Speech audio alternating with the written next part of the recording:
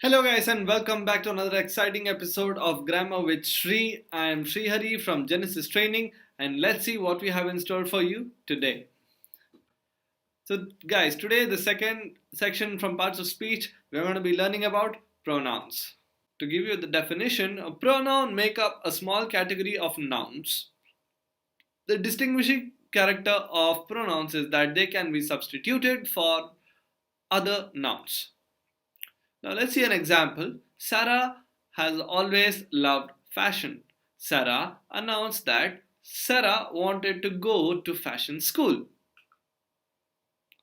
That sentence had a lot of Sarahs, didn't it? Now you could try to mix up by sometimes referring to Sarah as my sister.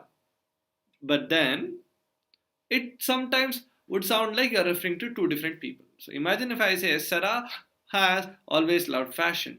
My sister announced that Sarah wanted to go to fashion school. So my sister is Sarah. So if I say it that way, so sometimes it could get referred to as two different people. So there you have the example. So instead you could use the pronouns she and her to refer to Sarah. So that time it would become something like Sarah has always loved fashion. She announced that she wants to go to fashion school. Now that statement made so much sense. I didn't have to repeat the word Sarah twice or thrice. I didn't have to say she was my sister. There you go. So now that is a pronoun. So in pronouns, we have different types of it as well. So we have personal pronouns, we have antecedents, we have relative pronouns, then we have the demonstrative pronouns, the indefinite pronouns, and reflexive pronouns. And not to mention, finally, the possessive pronouns. Oh, we even have the interrogative pronouns. Cool. Personal pronouns. There are a few different types of pronouns, and some pronouns belong to more than one category. She and her are known as personal pronouns. The other personal pronouns are I and me, you, he and him, and it, we and us, thy and them. So next we are up with antecedents. An antecedent is a noun or a noun phrase that you mention at the beginning of a sentence or a story and later replace it with a pronoun. In the examples below, the antecedents is highlighted and the pronoun that replaces it is bolded for your reference. So, my family drives me nuts, but I love them. The sign was too far away for Henry to read it.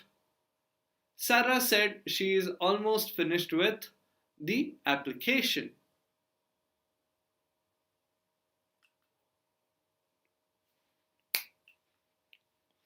Antecedents. An antecedent is a noun or a noun phrase that you mention at the beginning of a sentence or story and later replace with a pronoun. In this examples below, the antecedents is highlighted and the pronouns that replaces it is bolded. So, my family drives me nuts, but I love them.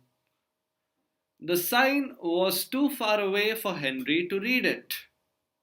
Sarah said she is almost finished with the application. So, as you can notice, family becomes them and the sign becomes it.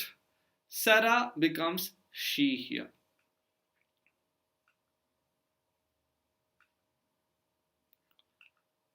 Next is relative pronouns. Relative pronouns are used to connect relative clauses to independent clauses. Often they introduce additional information about something mentioned in the sentence. Relative pronouns include that, what, which, who, whom. Traditionally, who refers to people and which and that refers to animal or things. Now let's see a couple of examples here. The woman who called earlier didn't leave a message. All the dogs that got adopted today will be loved. My car, which is nearly 20 years old, still runs well. So the woman becomes who, and the dogs becomes that, and my car becomes which. Now guys, it's time for a pop quiz on the types of pronouns and all the basics of pronouns what you just learned. So just within a snap, just exit the video, go over there, take up that test, and I'll see you in the next episode to learn more about pronouns. Thank you.